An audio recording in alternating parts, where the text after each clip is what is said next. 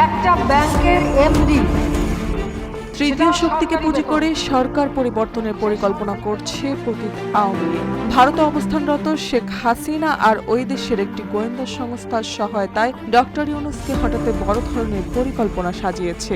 এ নিয়ে দেশ জুড়ে চলছে আলোচনা সমালোচনার ঝড়।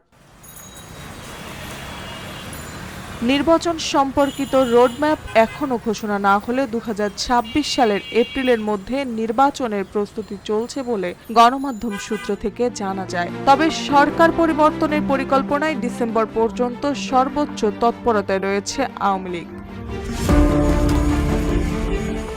গত বছরের 5 আগস্ট ছাত্র জনতার গণ অভ্যুত্থানে আওয়ামী লীগ সরকারের পতনের পর জুডিশিয়াল কুর মাধ্যমে অন্তর্বর্তী সরকারকে উৎখাত করতে ভয়ঙ্কর পরিকল্পনা করে দলটি, সেটিও ব্যর্থ হয়।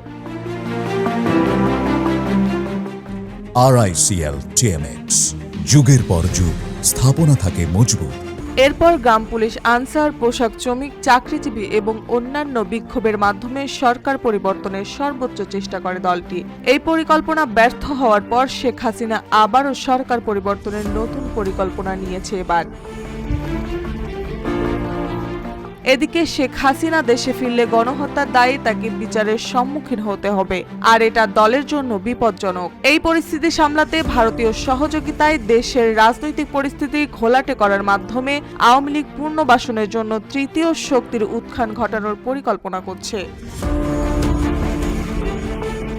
আওয়ামী লীগের শীর্ষ নেতারা যারা ভারতে পালিয়ে আছেন তারা এখন সামাজিক মাধ্যমে তৃণমূল নেতাকর্মীদের সাথে নিয়মিত যোগাযোগ রেখে তাদের মনোবল চাঙ্গা করছেন, সরকারের বিরুদ্ধে জনমত তৈরি করতে কাজ করছেন। অন্যদিকে দেশের অভ্যন্তরে সংখ্যালঘু সম্প্রদায়কে সরকার পরিবর্তনের আন্দোলনে ব্যবহার করায় সক্রিয় পরিকল্পনা চলছে। বিভিন্ন এলাকায় সংঘাত সংঘর্ষ সৃষ্টি করে পরিস্থিতি ঘোলাটে করার লক্ষ্যে যুবলীগ ও ছাত্রলীগও এই বিষয়ে কাজ করছে।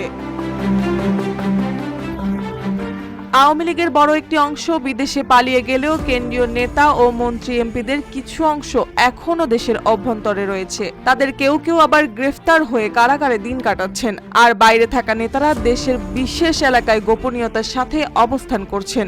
এদের মধ্যে কেউ কেউ প্রতিবেশী দেশ ভারতীয় দূতাবাসের সাথে সংযোগ রেখে তথ্য আদান প্রদান করছে বলে গণমাধ্যম সূত্র থেকে জানা যায়। তবে বিশ্লেষকরা মনে করছেন শেখ হাসিনা দেশে ফেরার ক্ষেত্রে একটি বড় বাধা হলো তার বিরুদ্ধে গণহত্যার অভিযোগ। দেশের অভ্যন্তরীণ আইন প্রক্রিয়ার মধ্যে তিনি বিচারের মুখোমুখি হতে পারেন, যা তার ফেরার পথ বন্ধ করে দিতে পারে।